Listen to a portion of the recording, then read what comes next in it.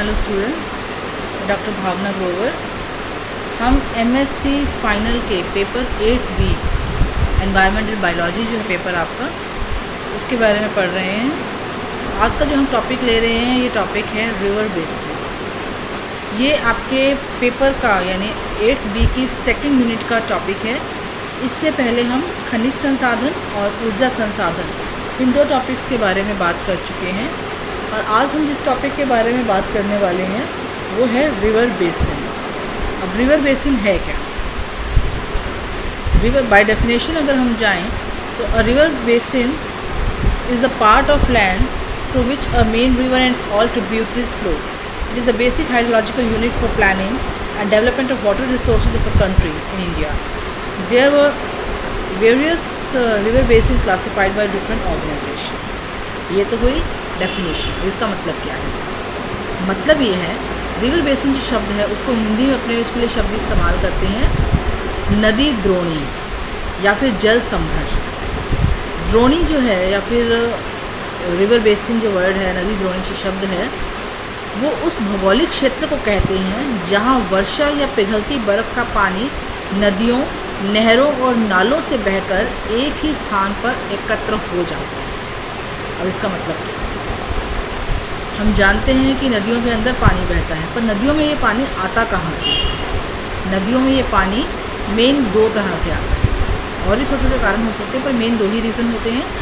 एक तो होता है कि पहाड़ों पर, ग्लेशियर्स पर जो बर्फ़ होती है वो धीरे धीरे पिघलती हुई नीचे की तरफ आती है और छोटे छोटे नालों का या छोटी छोटी नदियों का, ट्रिब्यूटरीज का रूप लेती हुई अंततः किसी एक नदी के अंदर मिल जाती है। और दूसरा होता है कि बरसात। जो बरसात होती है उसका पानी एक जगह नहीं बहकर पूरे इलाके के अंदर बहता है, तो वो सारा पानी एक पर्टिकुलर डायरेक्शन के अंदर जब फ्लो करता है, छोटी छोटी नालियों का या फिर छोटी छोटी नदियों का इस रूप ले लेता है, बरसाती नाले बन जाते हैं। और ये बरसाती नाले एक पर्टिकुलर डायरेक्शन में फ़्लो करते हुए फाइनली किसी न किसी नज़दीक की नदी के अंदर मिल जाते हैं। तो इन दोनों ही तरीक़ों से जो पानी है वो नदी के अंदर मिल जाता है। तो ये जो पूरा क्षेत्र है जिसके के अंदर कि ये बरसाती नाले या जो छोटी छोटी नदियाँ हैं या बहुत सारी जो जिसे कहते हैं सहायक नदियाँ, छोटी सहायक नदियाँ, वो सारी मिलकर एक बड़ी नदी के अंदर आकर मिलती हैं। तो वो सारा जो उनका प्रवाह क्षेत्र होता है वो सब का सब जो है वो इसी के अंदर आता है, यानी रिवर बेसिन के अंदर आता है। तो एक बार दोबारा बात करते हैं कि रिवर बेसिन या नदी द्रोणी उस भौगोलिक क्षेत्र को कहते हैं जहाँ वर्षा अथवा पिघलती हुई बर्फ़ का पानी नदियों, नहरों और नालों से बहते हुए एक ही स्थान पर आकर इकट्ठा हो जाता है। तो वो जिस पूरे के पूरे रूट को वो फॉलो करके आई होती हैं, नदी के आसपास का वो सारा क्षेत्र, वो सारी ज़मीन भी, जहाँ से जिस रास्ते से वो नाले, नदियाँ और नहरें बहकर आते हैं और इस समुद्र में, तालाब में या जलाशयों के अंदर मिल जाती हैं, तो वो सारा का सारा एरिया जो है वो कहलाता है इसका रिवर बेसिन या फिर नदी द्रोणी। तो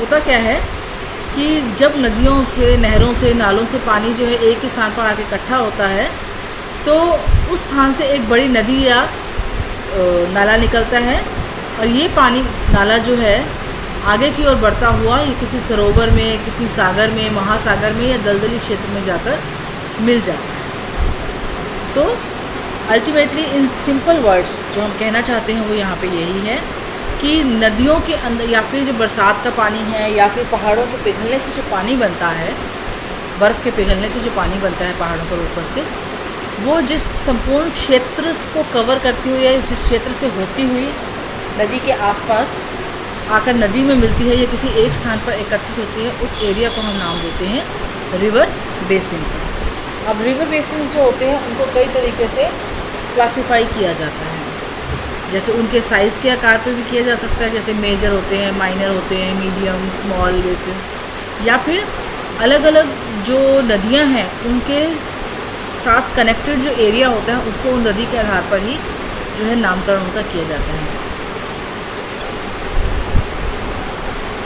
जैसे पहले आता है major river basin of India जो है वो है Ganga basin, Indus basin, Mahanadi, Brahmaputra basin, Narmada basin, Godavari river basin, Krishna river basin और कावेरी रिवर बेसिन।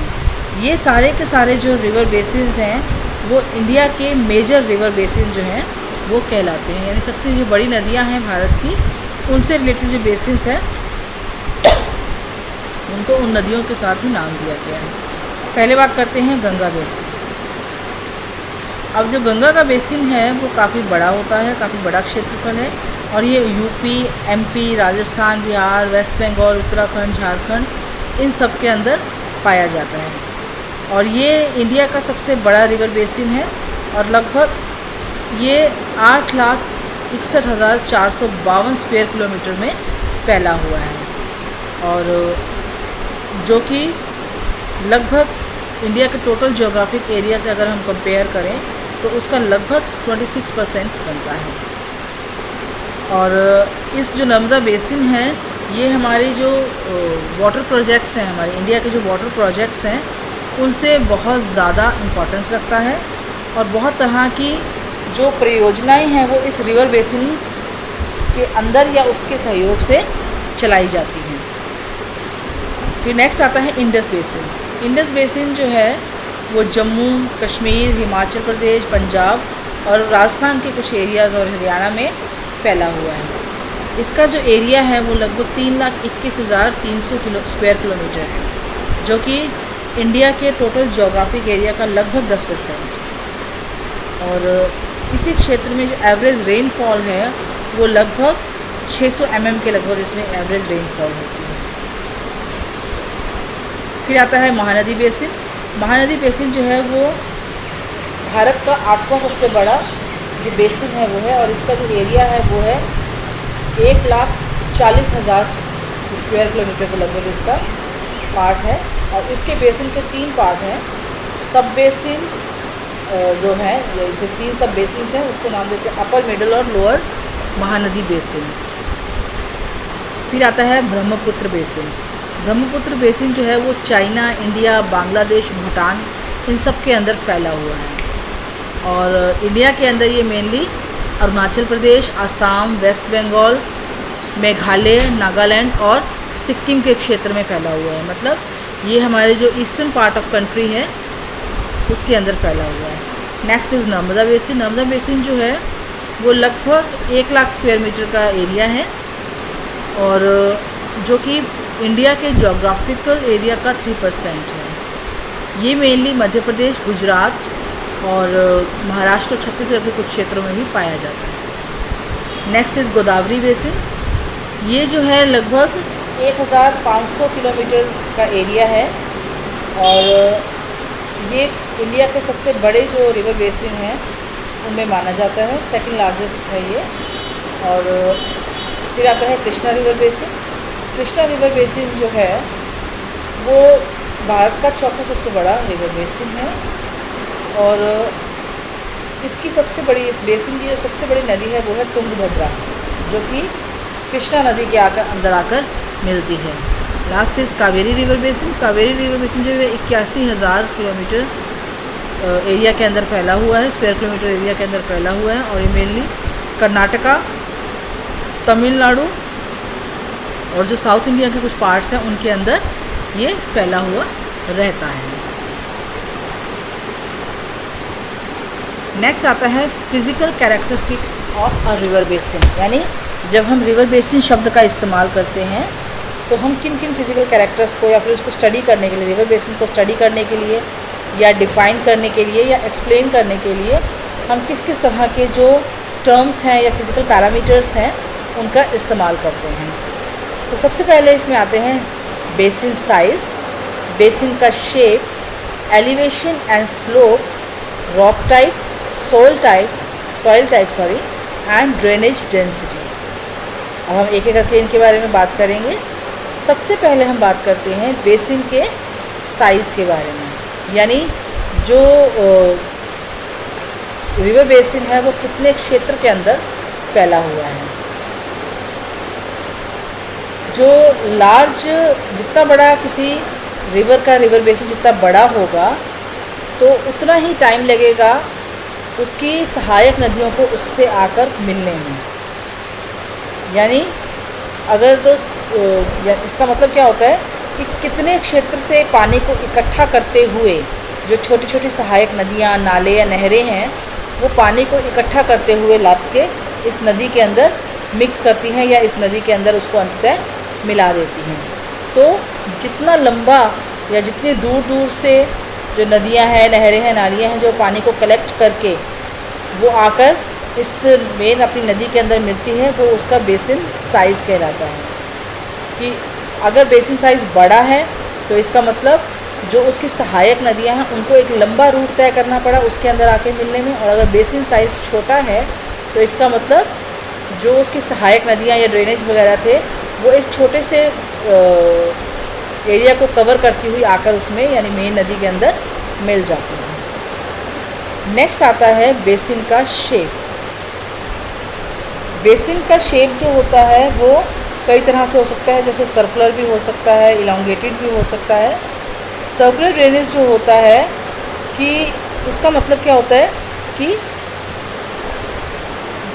जो सहायक नदियां हैं या नाले हैं जो कि पानी को लेकर आते हैं नदी में, वो सारे के सारे इक्वल डिस्टेंस के ऊपर हैं, एक साथ आकर पानी को जो है वो नदी के अंदर छोड़ते हैं, जिसके कारण कि पानी की हानि कम होती है यानी वेस्टेज कम होती है और मैक्सिमम अमाउंट ऑफ जो वाटर है वो मेन नदी तक पहुंचता है। और इलांगेटेड ड्रेनेज का मतलब है कि अलग अलग नदियाँ जो हैं वो अलग अलग रास्तों को कवर करते हुए, नाले जो हैं अलग अलग रास्तों को लंबाई के अंदर कवर करते हुए वो एक पर्टिकुलर दिशा से या एक से ज़्यादा दिशा से वो मेन नदी के अंदर आकर मिलते हैं।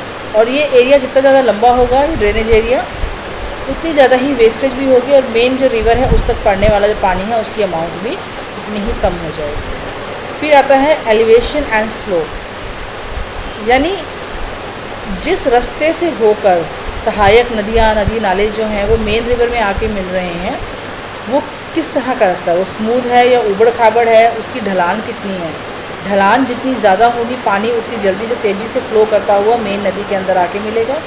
रास्ते में जितने ज़्यादा ट्रिब्यूनल्स होंगे, उतार चढ़ाव होंगे, अगर ज़्यादा पहाड़ियाँ हैं या खड्डे हैं बड़े, उतना ही टाइम ज़्यादा लगेगा सहायक नदियों को पानी को मेन जो नदी है या मेन जो रिवर है उसके अंदर पानी को लाने में। तो अगर ज़्यादा एलिवेशंस हैं, ज़्यादा खड्डे हैं, ज़्यादा छोटे मोटे पहाड़ियाँ हैं उस रास्ते के अंदर, तो पानी को या छोटे मोटे नालों को पानी को लाने में ज़्यादा टाइम लगेगा। और अगर स्लोप ज़्यादा है तो पानी तेज़ गति से बहता हुआ जल्दी से आकर मेन जो रिवर है उसके अंदर मिक्स हो जाएगा।